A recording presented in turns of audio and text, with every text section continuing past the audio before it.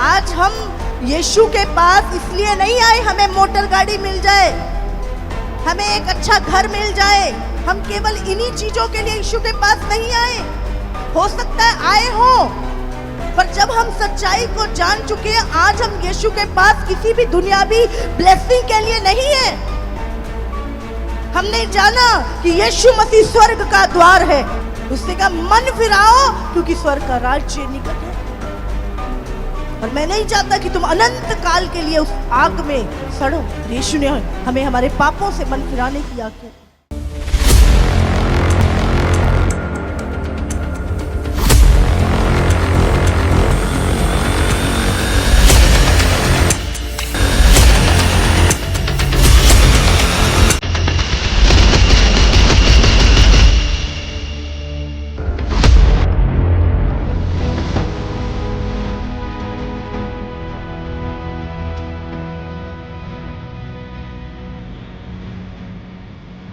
इसी कलीसिया में कितने भी बड़े मिरेकल क्यों नहीं हो रहे, ये सारी चीजें आपको स्वर्ग नहीं ले जा सकती। वो कलीसिया जो आपको प्रार्थना में बढ़ाती है, जो आपको प्रभु की बाट चुना सिखाती है, आपका अपना रिलेशन प्रभु के साथ आपको बचा सकता है। अगर आप सोचते हैं अरे हम तो पास्टर के साथ रहते हैं, हम तो उनके नजदीक रहते हैं, और आप बाहर व्यभिचार में हो और आपको लगता है बच जाओगे, आप अपने आप को धोखा दे रहे हो। कोई मैटर नहीं करता आप मेरे कितने नजदीक, कोई मायने नहीं करता कि आपका किसी पास्टर प्रॉफिट के साथ क्या संबंध है, कोई मायने नहीं रखता। आपका यीशु के साथ कैसा संबंध है, यीशु हर समय आपको देखता है। हालेलुया।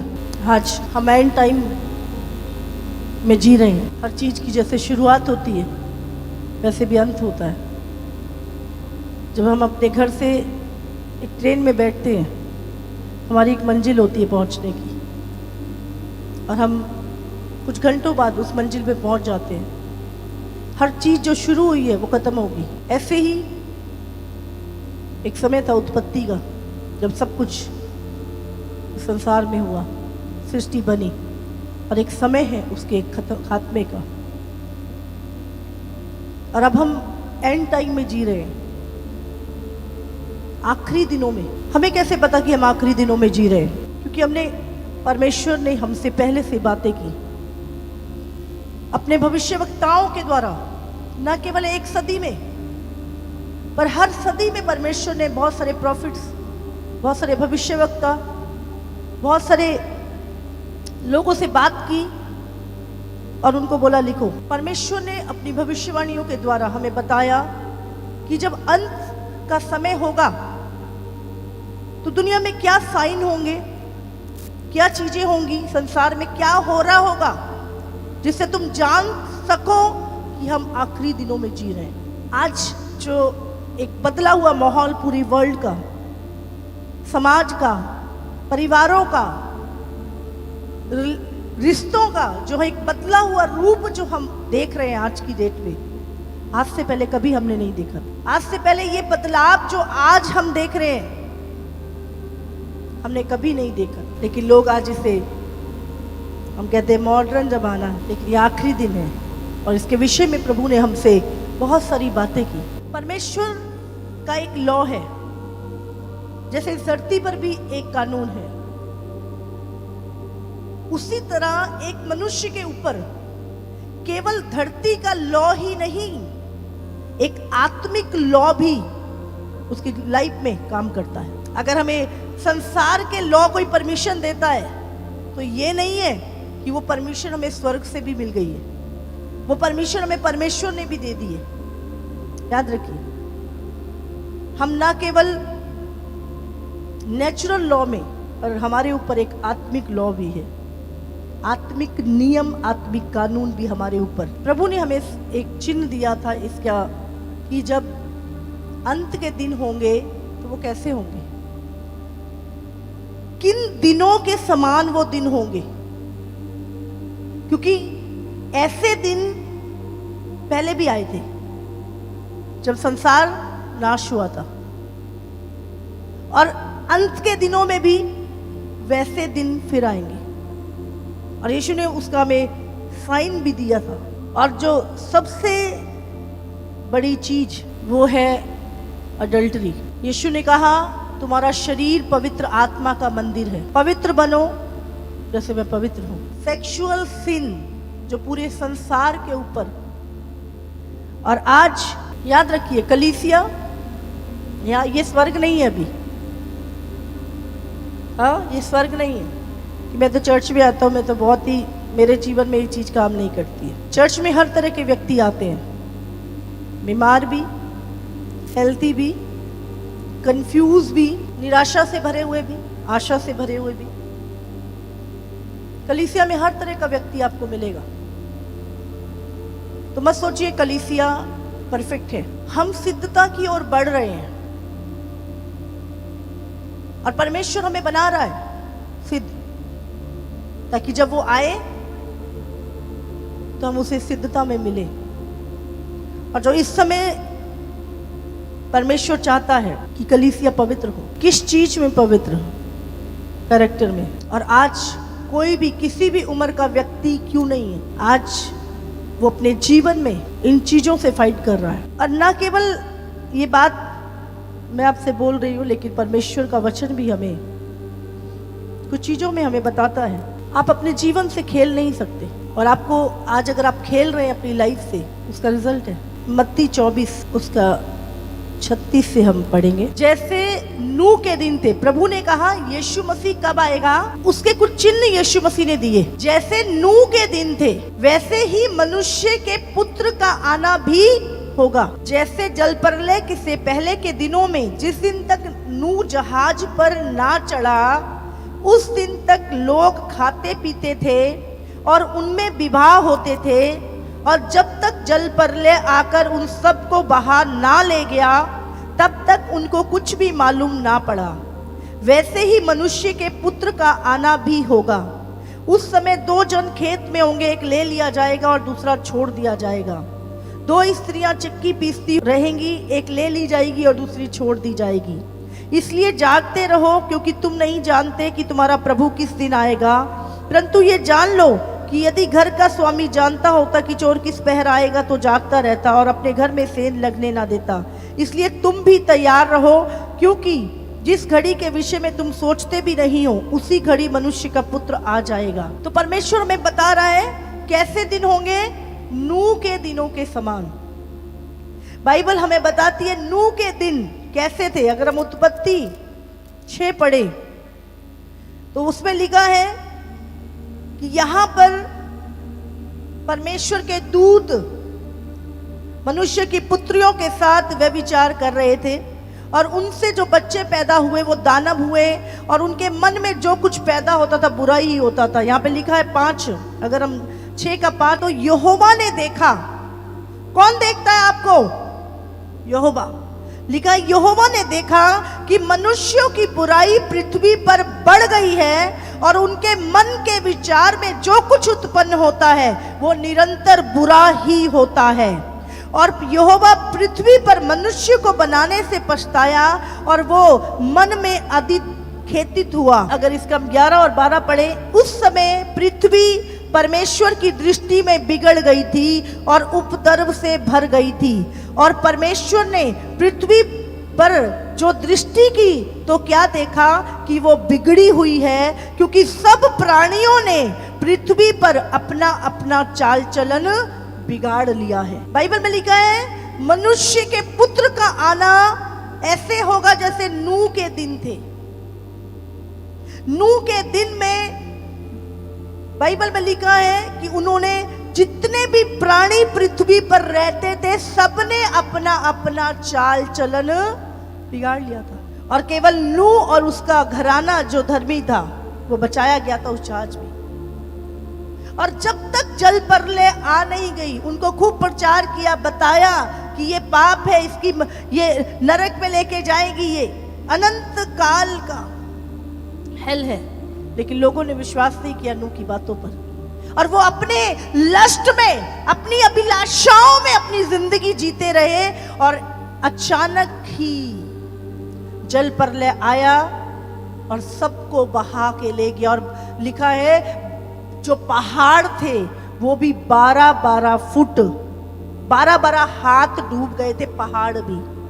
एक भी चीज इस धरती पर जीवित ना रही। यीशु ने कहा मेरा आना भी ऐसे ही होगा। अचानक सारा संसार जल में डूब के मर गया, एक भी प्राणी जीवित ना बचा। जितने सिर्फ नूह और उसका परिवार 8 लोग बचाए गए थे। वो क्यों बचाए गए थे? क्योंकि वो परमेश्वर की आवाज को सुनकर वो तैयारी कर रहे थे, वो प्रभु की आज्ञाओं पे चल रहे थे। परमेश्वर ने नूह को बोला, नूह इसकी नहीं, गोपेर की लकड़ी चाहिए, उस वहां मिलेगी। वो अपने बेटों के साथ जाके ला रहा था, वो जहाज बना रहा था और लोग उसका मजाक बना रहे थे। वो तैयारी कर रहा था और लोग हंस रहे थे। आज भी हम पे हंसते लोग, क्या बातें करते, क्या स्वर्ग नरक किसने देखा है?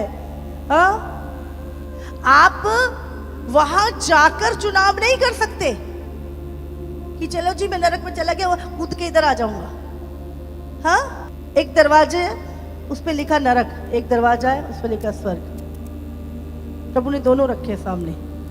दरवाजा इसी जीवन में खोलना है। आप अपना दरवाजा यहीं से खोलोगे कि कौन सा किसके अंदर जाना आपने, वहां जाके चुनाव नहीं है। नूह अपनी तैयारी कर रहा था। आज हम यीशु के पास इसलिए नहीं आए हमें मोटर गाड़ी मिल जाए, हमें एक अच्छा घर मिल जाए। हम केवल इन्हीं चीजों के लिए यीशु के पास नहीं आए। हो सकता है आए हो, पर जब हम सच्चाई को जान चुके हैं, आज हम यीशु के पास किसी भी दुनियावी ब्लेसिंग के लिए नहीं है।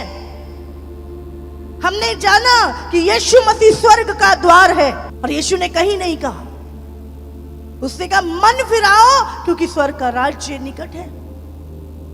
और मैं नहीं चाहता कि तुम अनंत काल के लिए उस आग में सड़ो। और यीशु ने हमें हमारे पापों से मन फिराने की आज्ञा दी। आज कलीसिया गलत डायरेक्शन में जा रही है। कंफर्ट लाइफ, संसार का जीवन, संसार का कंफर्ट, संसार की पोजीशन, कोई मैटर नहीं करता। आपकी पोजीशन प्रभु में क्या है ये मैटर करता है। वर्ल्ड में आपकी पोजीशन क्या है कोई मैटर नहीं करता। आपकी प्रभु में क्या पोजीशन रखते हो आप। बाइबल में लिखा हर व्यक्ति ने अपना चाल चलन बिगाड़ लिया, और पाप, सबसे अधिक जो पाप था उस टाइम पर सेक्सुअल सिन, व्यभिचार, लोगों का जो चाल चलन था, पवित्रताई थी, खत्म हो चुकी थी। ये शरीर प्रभु ने कहा पवित्र आत्मा का मंदिर है, तू इसको नाश करेगा पाप के द्वारा, मैं तुझे नाश कर दूंगा। आपको अपने शरीर में पवित्र, अपनी आंखों को पवित्र रखना है। लूका 17 उसका 20 में भी प्रभु ने कुछ हमें चिन्ह दिए। तब फरीसियों ने उससे पूछा कि परमेश्वर का राज्य कब आएगा? तो उसने उनको उत्तर दिया, परमेश्वर का राज्य दृश्य रूप में नहीं आता, और लोग ये ना कहेंगे देखो यहाँ है या वो वहां है, क्योंकि देखो परमेश्वर का राज्य तुम्हारे बीच में है। 29 और 30 वचन भी पढ़ेंगे।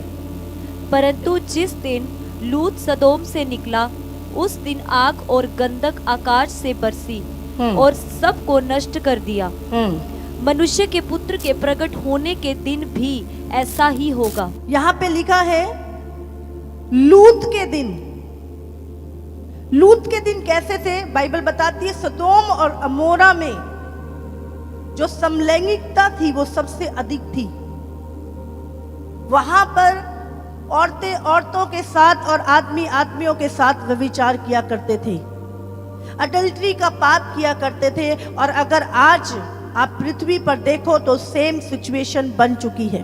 हम पढ़ेंगे उत्पत्ति 18 उसका 20 और 21 निकालेंगे। फिर यहोवा ने कहा, सदोम और अमोरा की चिल्लाहट बढ़ गई है और उनका पाप बहुत भारी हो गया है, इसलिए मैं उतर कर देखूंगा कि उसकी जैसी चिल्लाहट मेरे कान तक पहुंची है। उन्होंने ठीक वैसा ही काम किया है कि नहीं, और ना किया हो तो मैं उसे जान लूंगा। और यहाँ पे पाप कौन सा? यहाँ पे पढ़ेंगे हम 19 का भी 5। और लूत को पुकार कर कहने लगे, जो पुरुष आज रात को तेरे पास आए हैं वह कहाँ है?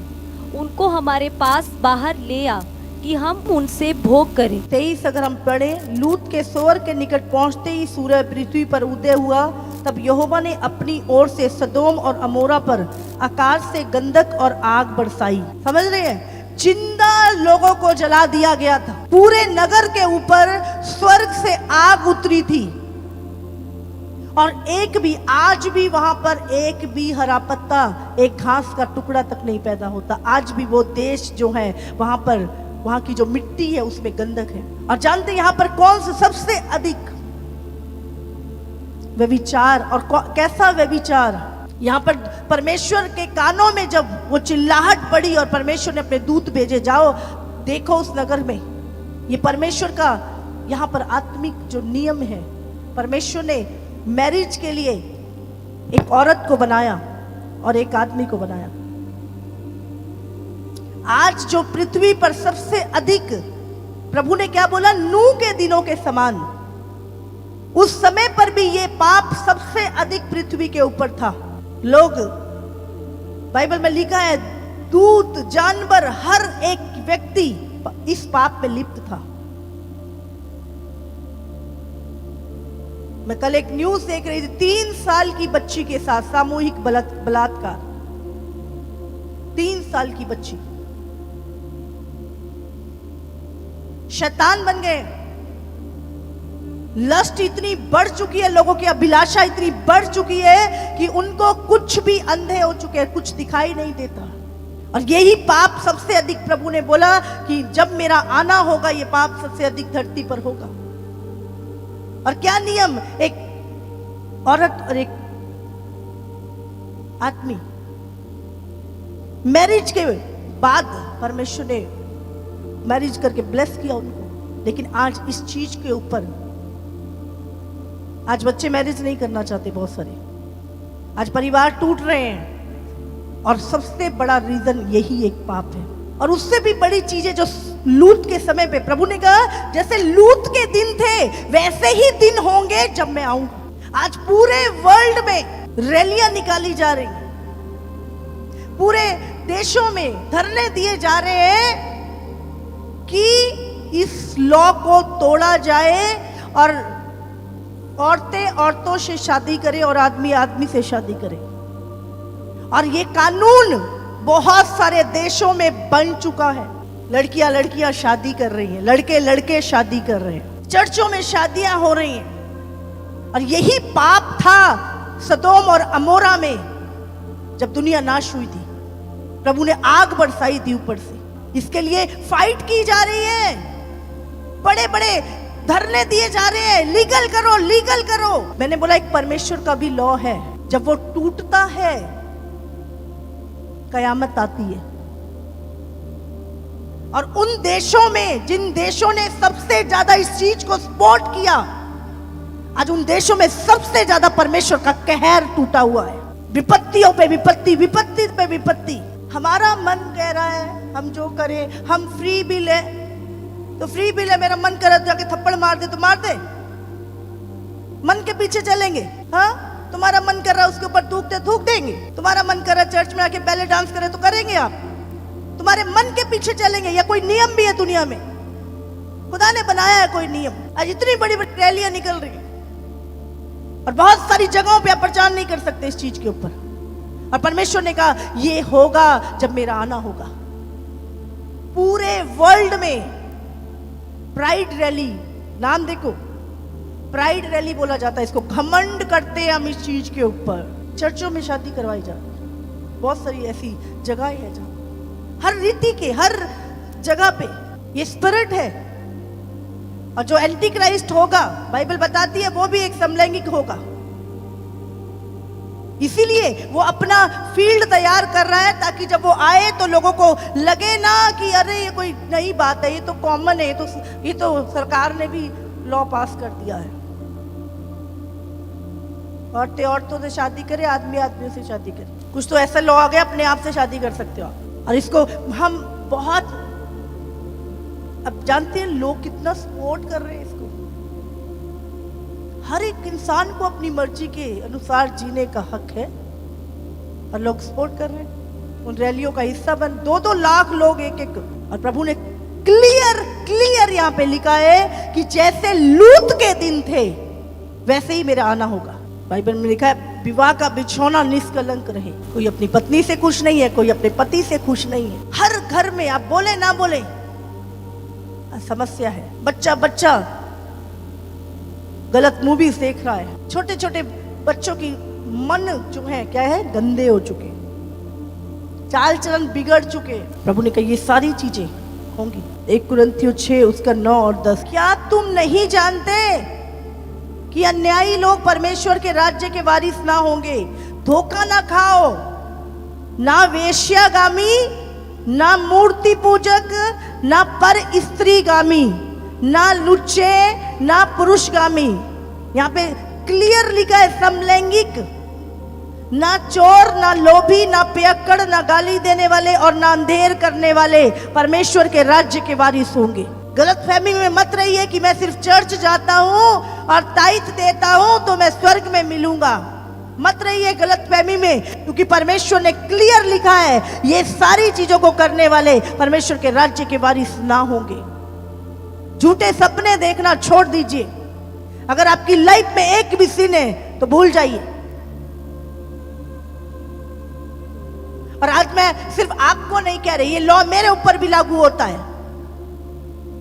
मैं सिर्फ आपके ये उंगली उठाना नहीं है किसी के ऊपर।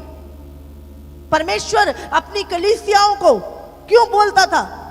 वो उनकी कमियां बताता था ताकि वो उसके रिजल्ट से बच जाए, क्योंकि परमेश्वर प्रेम करता है और परमेश्वर आपको उस रिजल्ट से, प्रभु का राज्य, अनंत काल का जीवन। याद रखिए, आप अपने जीवन से अगर आज खेल रहे हैं, आपको मजाक लग रही है ये चीजें, बाइबल में लिखा है जो बार बार डांटे जाने पर भी हट करता है वो अचानक नष्ट हो जाएगा।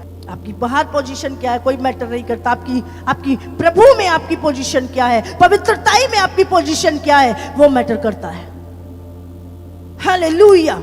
आज वफादारी इसमें है कि हम अपनी प्रॉब्लम को पहचाने, हम अपनी समस्या को जाने, ईमानदार बने और परमेश्वर के सामने आए। प्रभु मुझे आजाद कर, प्रभु को पहला स्थान देना। अगर आप परमेश्वर से पहला स्थान देते हो और परमेश्वर से प्रेम करते हो तो जिन चीजों से परमेश्वर नफरत करता है आप भी नफरत करोगे। अगर आप कहते हो आप परमेश्वर से प्रेम करते हो और पाप से भी प्रेम करते हो तो हम झूठ बोलते हैं, हम परमेश्वर के नजदीक नहीं है। जिन चीजों से परमेश्वर घृणा करता है उससे आप भी घृणा करोगे अगर आप परमेश्वर को पहला स्थान दोगे और पहला प्रेम परमेश्वर से करते हो। आज प्रभु से मैं मांगना कि प्रभु तू हमें सामर्थ्य दे, मैं पवित्र बनूं। परमेश्वर की सामर्थ्य से मांगनी। उसे 7 कलीसियाओं के विषय में बताया, तुम्हारे जीवन में ये कमी है, इसको दूर करो तो मैं तुम्हें ये प्रतिफल दूंगा। अगर तुम इसको दूर नहीं करोगे तो ये अनंत काल की आग में तुम्हें जाना पड़े। प्रभु ने रिजल्ट बताया और मौका दिया परमेश्वर ने। आज प्रभु जब हमसे बात कर रहा है वो हमें मौका दे रहा है, पश्चाताप करने का मौका दे रहा है, ना कि नाश करने के लिए प्रभु हमें बोल रहा है। ना, वो चाहे तो 1 मिनट में हमें मार दे, अगली सांस ना आए हमें। जब सदोम और अमोरा में ऐसा हुआ, परमेश्वर ने दूत भेजे और एक जब नहीं माना उन लोगों ने, बाइबल कहती है आकाश से आग उतरी, गंधक की आग, और सब कुछ जल के खत्म हो गया। ये प्रभु की इच्छा नहीं है। अभी अगर हम सुन ही नहीं रहे, हम ना सवेरे उठ के भी खूब सारी शुगर खा रहे हैं, खूब सारे रात को सोते हुए खूब सारा कोल्ड ड्रिंक पी रहे हैं, पेप्सी पी रहे हैं, कोक पी रहे हैं, लगातार हम कुछ खा नहीं रहे, सिर्फ वही पी रहे, क्या होगा? शुगर हो जाएगी। प्रभु की इच्छा थी आपको शुगर हो? गलती कौन कर रहा है? अगर हम गलती कर रहे हैं, हम दिन रात शुगर खा रहे हैं, मिठाइयाँ खा रहे हैं, कोल्ड ड्रिंक पी रहे हैं, तो ये उसका रिजल्ट है। और प्रभु हमें बताता है रिजल्ट, क्योंकि वो हमसे प्रेम करता है। कहते हैं काश मुझे पहले पता होता। प्रभु ने तो पूरा लिख के दिया, रोज प्रचार में सुनते हैं। अब ये नहीं कह सकते प्रभु मुझे पता नहीं था। परमेश्वर ने अपनी कलीसिया को उसकी कमियां बताई। आज 7 कलीसिया यहीं पर है। आज हमें वफादारी के साथ अपनी कमी को ढूंढना है, ईमानदार बनना है प्रभु के सामने। बार बार जब आप वचन सुनते हैं, आपकी लाइफ में वही सिन जो आपकी लाइफ में है, वो कमियां हाईलाइट होती है। क्यों कर रहा है वो? ताकि आपको रिजल्ट से बचा सके। परमेश्वर में टाइम देता है, मौका देता है। शैतान डिस्ट्रैक्शन लेके आता हमारी लाइफ में, लेकिन परमेश्वर मौका लेकर आता है, टाइम देता है वो हमें। आज हमें परमेश्वर की दया को मांगना है। 1 कुरिन्थियों 6 उसका 13 से पढ़ेंगे हम। भोजन पेट के लिए और पेट भोजन के लिए है, परंतु परमेश्वर इसको और उसको दोनों को नष्ट करेगा, परंतु देह व्यभिचार के लिए नहीं, वरन प्रभु के लिए है और प्रभु देह के लिए है। हाँ, बाइबल में लिखा पेट भोजन के लिए और भोजन पेट के लिए, दोनों नाश हो जाएंगे, पर जो तुम्हारा शरीर है वो प्रभु के लिए है, व्यभिचार के लिए नहीं, अभिलाषाओं को पूरा करने के लिए नहीं। तुम्हारा शरीर प्रभु की महिमा के लिए है, प्रभु के लिए है। पढ़ो आखिरी लाइन को, ये शरीर व्यभिचार के लिए नहीं, बोलो बोलो बोलो बोलो बोलो, अपने अपने ऊपर हाथ रख के बोलो, बोलो ये शरीर व्यभिचार के लिए नहीं, बोलो प्रभु के लिए है, प्रभु के लिए है। मेरा जीवन प्रभु के लिए है, ये शरीर प्रभु के लिए है, बोलो व्यभिचार के लिए नहीं, पाप के लिए नहीं, अभिलाषाओं को पूरा करने के लिए नहीं, बोलो प्रभु की महिमा के लिए है। हालेलुया, आमीन। और क्या लिखा है यहाँ पे, परंतु देह व्यभिचार के लिए नहीं, परंतु प्रभु के लिए है और प्रभु देह के लिए है। प्रभु तुम्हारे भीतर रहना चाहता है, प्रभु तुम्हारी अंदर रहना चाहता है। कब रहेगा? जब पवित्रताई होगी।